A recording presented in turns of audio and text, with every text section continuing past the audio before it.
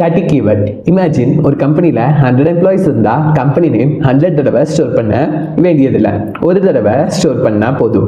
எல்லா எம்ப்ளாயிஸும் அதுதான் யூஸ் பண்ணுவாங்க.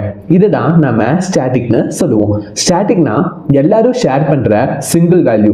எம்ப்ளாய்க்கு நேம் இருக்கும், ஐடி இருக்கும், இது பர்சனல். ஆனா கம்பெனி நேம் எல்லாருக்கும் ஒண்ணுதான். அதுதான் நம்ம ஸ்டாட்டிக் வேரியபிள்னு சொல்லுவோம். ஸோ ஒரு பிளேஸ் சேஞ்ச் பண்ணுனா எல்லா பிளேஸ்க்கும் ரிஃப்ளெக்ட் ஆகும். பிகாஸ் அது ஷேர்ட்.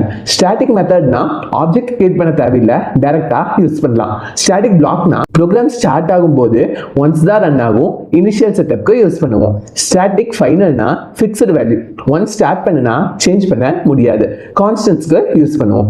ரியல் யூஸ்ல database URL, app name, API keys, counters மாதிரி காமன் வேல்யூஸ் எல்லாம் ஸ்டாட்டிக் மெயின்டைன் பண்ணுவோம். ஸோ நார்மல் வேரியபிள்னா ஒவ்வொரு ஆப்ஜெக்ட்டும் செப்பரேட் காப்பி கிரியேட் ஆகும். ஸ்டாட்டிக்னா எல்லாரும் ஷேர் பண்ற சிங்கிள் காப்பி.